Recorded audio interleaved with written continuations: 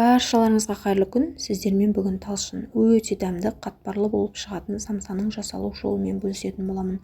Бұл рецепті мен өз құпияммен бөлістім. Видеоны өткізіп жібермей соңына дейін қарап, каналыма тіркеліп, лайк басып, қоңырауша белгісін басып қойыңыздар. Сіздер де жасап көріңіздер.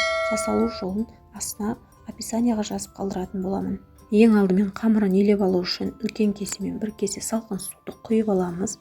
Үстінен біраз қасық толтырмай тұзымызды салып, жақсылап ерігенше араластыратын боламыз. Одан соң баяу отта ерітілген маргарин майымызды құямыз. Суы шыққанша ерітпейсіздер, осылай салып аламыз және ұнымызды қосатын боламыз. Алдын ала електен өткізілген ұнымыздың осылай барлығын салып алып, қолға жабыспайтындай қамыр илейтін боламыз. Қатты жұмсақ та емес, қатты да емес, орташа көлемдегі қамырымызды илеп алатын боламыз.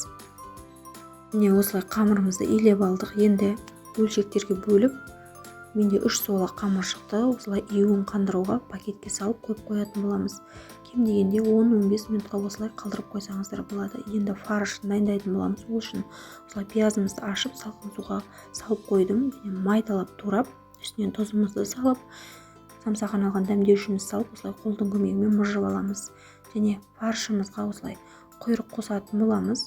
Сонда өте дәмді болып шығатын болады. Сіздер де жасап көруге кеңес беремін. Осылай екеуін жақсылап араластырып, алдын ала турап дайындап қойған пиязымыздың үстінен салып, фаршымызды осылай барлығын салып, жақсылап араластырып, қолдың көмегімен мыжып дайындап қоятын боламыз. Енді қамырымыздың арасына жаңа турап алған құйрықтың жартысын осылай отқа қуырып алатын боламыз. Осылай шыжығын бір бөлек, майын бір бөлек аламыз. Қамырымыздың арасына 50 грамм маргарин, 50 грамм құйрықты қосып жасайтын боламыз. Сонда қамырымыз қатпарлы, өте керемет болып шығатын болады. Енді тыңған қамырымызды осылай жайып аламыз. Арасына ерітілген сары майымызды жағып, екінші қамырымызды бір-біріне беттестіріп, жақсылап майымызды жақсылап сіңдіріп алатын боламыз. Майды көбірек құйып, осылай жасай берсеңіздер болады. Міне осылай жақсылап сіңдіріп, жағып алатын боламыз және жақсылап қысып тұрып, орап, жарты күнге немесе бір күнге морозильникке салып қолдана берсеңіздер болады. Өте қатпарлы, өте керемет болып шығады. Ұзақ мерзімге қолданып жасай берсеңіздер болады.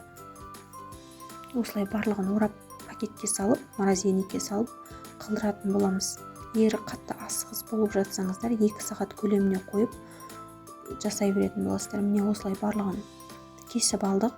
Өте қатпарлы, арасы барлығы кесілгенде міне көрініп тұр. Осылай барлығын жайып алдық. Ешқандай ұнды қажет етпейді. Жаю барысында жұмсақ болып шығатын болады. Осылай барлығын жайып алып, дайындап алған фаршымыздың барлығын салып шығатын боламыз. Өз қалауларыңызша сала бересіздер және осылай өрме теу әдісін осы видеода көрсеттім.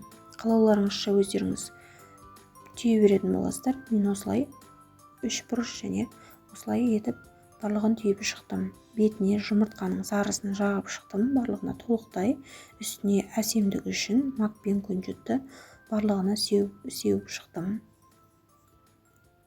Дайын болған самсаларымызды қызып тұрған 180 градус пеште 20-25 минут көлемінде пісіріп аламыз. Өте жұмсақ, керемет болып шығады. Басында ыстық кезде қатты болып көрінуі мүмкін, бірақ олай емес, қатпарлы, өте керемет болып шығады.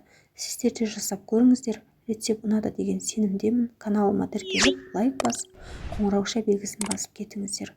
Астарыңыз дәмді болсын.